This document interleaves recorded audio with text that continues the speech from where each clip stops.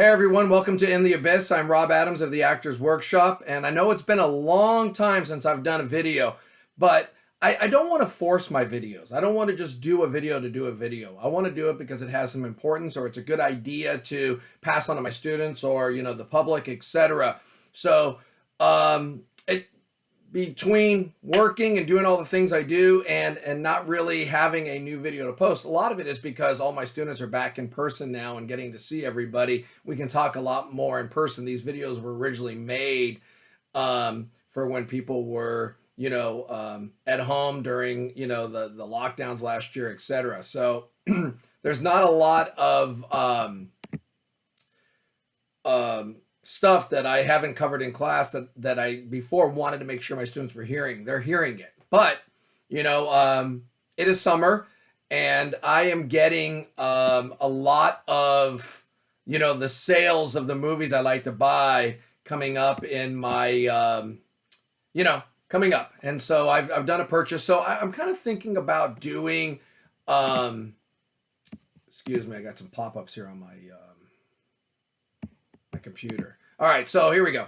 So anyway, so I'm thinking about doing an unboxing, but also kind of going over some acting a little bit. One of the things we talk about as actors is consistency. Well, what is consistency in film acting? Consistency is, can you take elements of you consistently and be truthful when you're working? You know what I mean? And that's a hard thing to do because the tendency to want to think or the tendency to want to do something different always overtakes you. And the ones who can get over that hump and just realize, hey, it's like a new job, right? I'm never changing me, but I'm adapting to the job that I'm now working. Okay, so as an acting coach, I'm training actors by day, and then in the afternoon, I'm coaching football players. Yeah, it's both coaching, but it's different styles. So automatically, instinctively, I am adapting to the job I'm doing. So when I'm coaching actors, instinctively doing that. When I'm coaching football players, I'm instinctively doing that. And so acting for me is the same thing as when you get a job, it's getting a job. It's always you. You just have to adapt to the job you're getting. And that's to me what makes consistently good actors. So if you think about, the ones that are really good, Denzel Washington, Morgan Freeman. I was just watching Kevin Kline the other day, very underrated actor. Jennifer Aniston, Charlize Theron, just to name a couple. These actors really know how to just do themselves.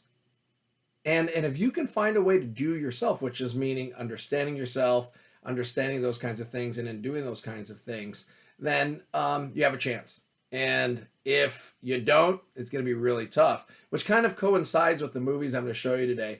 The first four I'm going to show you are Criterions. I got a few more. I got The Breakfast Club, which I had on regular Blu-ray, but this was a little bit of upgrade, and I actually got it half off. So, walking away with it for $10, I had to do it.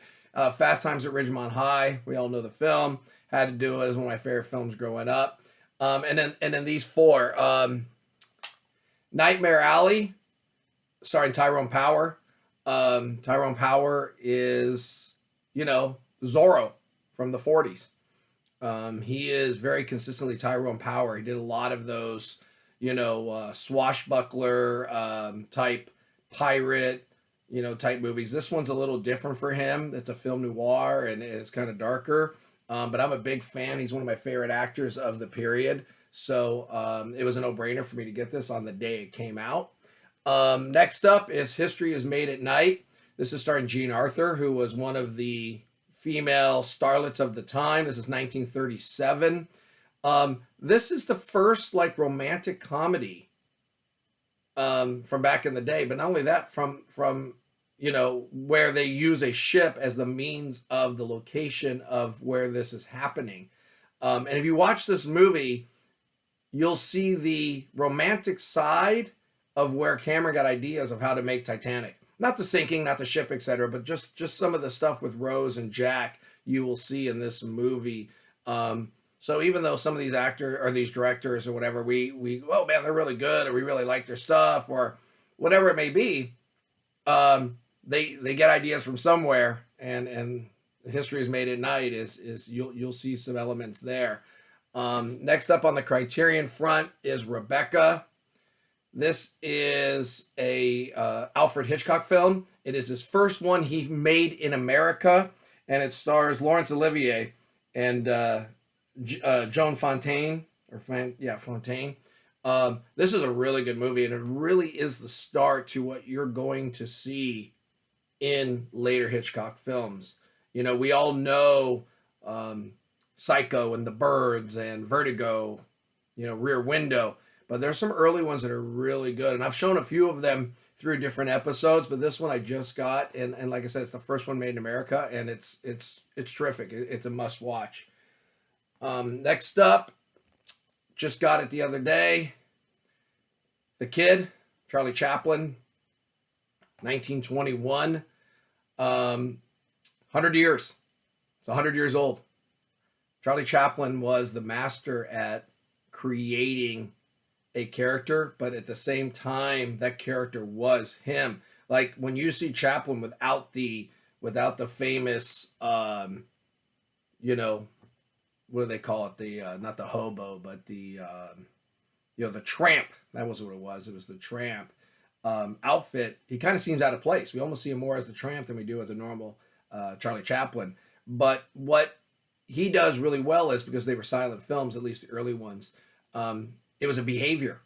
And even though it was over the top behavior, there was a genuine honesty to that behavior that makes his films really work. I enjoy them. Criterion's done most of them. I've been meaning to get this one.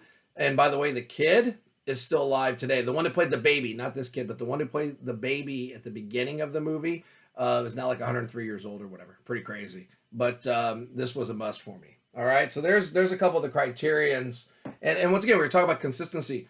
Chaplin, Tyrone Power, Jean Arthur, these actors and actresses we're mentioning had a really consistent way of who they were, and that's what made them superstars of the time. And they've kind of got lost because people just are stuck in modern film. And you know what? Modern film sucks, right? There's no, you know, we're talking about Breakfast Club and Fast Times. Think about the young actors in those movies. They were just starting. Charlie Sheen, Molly Ringwald, Judd Nelson, Ali Sheedy, you know, on the, you know, Sean Penn, Judge Reinhold, Forrest Whitaker, Jennifer Jason Leigh, Phoebe Cates. They all became stars. When they make these kinds of movies today, these people just disappear because now they're so concerned with making sure they check each box. They no longer worry about the right person with the right look. They worry about the right look with a person who can be okay.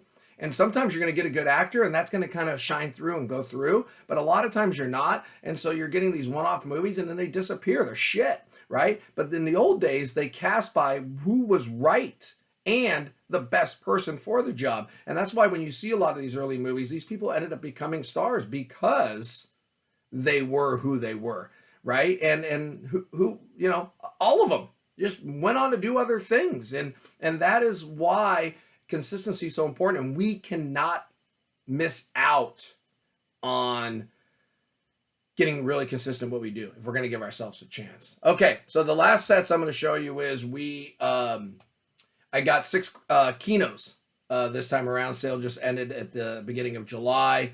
You know, as always, I'll put a bunch in my cart and then I'll work my way through, and then eventually I, you know, get what I get. I got 6. First one I'm going to show you is Burt Reynolds' Malone. It's 80s film, action and adventure. Typical Burt Reynolds, and once again, a formula. Burt Reynolds has a formula. He has a certain look, he has a formula, and these movies are centered around that. Now, as he got older, they changed that formula, but there was a reason why up till his death, he was still working, and he was pretty consistent, because Burt Reynolds knew who he was and knew how to sell that. But this is a typical Burt Reynolds 80s movie, and it's one that, you know, is one to watch if you're a Burt Reynolds fan. Next up, it's called Sherlock Holmes's Smarter Brother. This is starring Gene Wilder, who also, this is his first movie he ever directed. Marty Feldman, Young Frankenstein, and Madeline Kahn from, of course, Young Frankenstein and Blazing Saddles. They worked all well together. I got mixed reviews on this. I've never seen it. but you know, some people say it's okay. Other people say it's brilliant. I'm a fan of all these people. I'm a fan of Gene Wilder, another guy who consistently does Gene Wilder. Madeline Kahn, someone who consistently does what she does, and Marty Feldman, who is the epitome of a character actor. I think people hear the term character actor and they think that people are playing characters. No, character actor is where they're not really a leading person. They have something different and it kind of makes them character-esque. Marty Feldman is that guy, right? He has, I don't know if you can see it here, but you know, he has the big bulging eyes and the really different kind of look, which of course he used as Igor in Young Frankenstein, and you get again with this film. You get what you get, and when you are getting these kinds of movies, that's what you want. You want to see the people you like. It's like buying music. If you like a certain band or singer, you know, if you're a rock fan, you don't want to all of a sudden see them doing country. You know, it's just like if I want to listen to country, I'll go do country. I want to listen to my groups doing what they do well. And I don't mind changes. I don't mind things being different and innovative. You know, one of my favorite bands of all time is The Clash. I mean, they did punk, they did reggae, they did funk, they did a lot of different things. But they found a way to keep it to their roots. And that's the thing. Gene Wilder always keeps his work to his roots, you know? All these actors we're talking about, Burt Reynolds keeps it to his roots. And that's what you have to do. Where are your roots? Find it and keep it there. All right, next up is a movie called The Laughing Policeman. Bruce Dern, Walter Matthau. In the early 70s, there was a period of time where Walter Matthau, he did some cop movies. One of them was a Kino one that we talked about actually, you know, when I got it way back when. I'm trying to find it to show you guys. Give me a second. Can't think of the name of it, so I gotta go through them all.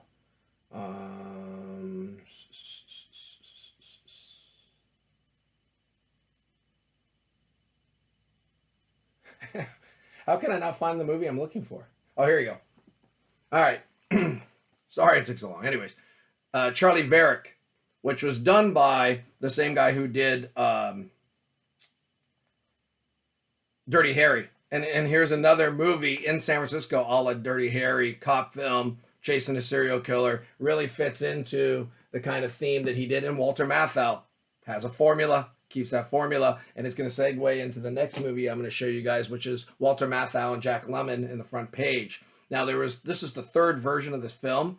I have His Girl Friday, which is the second remake. So the original is the front page, which is included in the Criterion along with His Girl Friday, which is the remake. And this is the third remake, which has a little bit more tinge of comedy than the other ones. And this is one of those films that Walter Matthau and Jack Lemmon did together, like The Odd Couple, like Fortune Cookie, like Grumpier Old Men, you know, etc. There's just four to name a couple. But they did a bunch together and they had that chemistry. So they kept putting them together because they did so well in these movies together, right? And it goes along once again with a formula. So, you know, if you can start to get the theme that the formula comes from the roots of who and what you are and bringing that out in a consistent basis, that's what draws the viewer in. But that's what also makes the viewer keep coming back. All right, a couple more here. This is Youngblood, Patrick Swayze, Rob Lowe, and Cynthia Gibb. Cynthia Gibb is also in Malone with Burt Reynolds. I'm a big fan of hers. That was one of those things where Malone was kind of like, I love Burt Reynolds, but then seeing Cynthia Gibb in it was a done deal for me. I do have this on DVD as a double dip. I've been meaning to get it on Blu-ray. Finally gave in and got it. It's one of my favorite 80s movies. Rob Lowe is a young hockey player, fast, scorer, etc. Patrick Swayze is the captain of the team. And then, of course, Cynthia Gibb is the love interest. A really, really good romantic comedy that meets sports. Really enjoy it. A young Keanu Reeves plays the goalie with a horrible French accent. Just pointing it out. But really good movie. You haven't seen it. All right. And then the last Kino I got is a movie called When Eight Bells Toll, starring Anthony Hopkins. Kind of a 007 type movie with a young Anthony Hopkins. I'll see if you can see him there. You'll see how young he is. But you know, this is a really fun movie. Another one that's been in my queue for a while and finally got to the right price and I got it. I like the 007 movies, so it makes sense to grab it finally. And Anthony Hopkins, do you guys catch the theme? Just keeps going. Makes sense, right? He follows that. All right. I was going to show this and I wasn't. I'm going to just show it because it's sitting here. I got Some Kind of Wonderful in steelbook form. This is one of my favorite 80s movies. It's a John Hughes film. You know, it goes along with all those John Hughes films from the 80s. Eric Stoltz, Leah Thompson, and Mary Stuart Masterson. I was a huge fan of Mary Stuart Masterson at the time, so I absolutely loved this movie. I'm not a big fan of steelbooks, but this was a cool steelbook. And once again, if you watch Mary Stuart Masterson, if you watch Leah Thompson, if you watch Eric Stoltz, they are very consistent at doing them. And they capitalized on being them. So it doesn't matter if it's Some Kind of Wonderful or Back to the Future for Leah Thompson, or Some Kind of Wonderful and it's Pulp Fiction for Eric Stoltz, or Some Kind of Wonderful and Law and Order Special Victims Unit where Mary Stuart Masterson's guest starring. She is who she is. They are who they are. And once again, the root of who and what you are coming out consistently. You're not changing. The job is changing. And the result is a consistency. So I'm naming all these actors that you may recognize who are still around today. And then on the flip side, I'm naming these actors who were back in the 20s and 30s and 40s who you may have heard of that maybe you need to go check out and see what they bring to the table. But remember, yeah, I want you to watch these movies and check them out and see why they're so good and why I like them. But also watch the actors and see why they were successful. The likability, because they knew who they were, right? The consistency, because they knew who they were, right? The job changed. They did not. Remember, tell yourself, you don't change. The job changes. You just adapt to that. And if you can do that, you have a chance. All right. Thanks so much for watching. If you have not subscribed, please do so. Pass on to your friends to watch. If you have any questions, you can email me at theactorsworkshop@cox.net or go to my website, www.theactorsworkshop.com. Hope you guys are having a great weekend. Hopefully we'll get a video going sooner than later. We'll see you soon.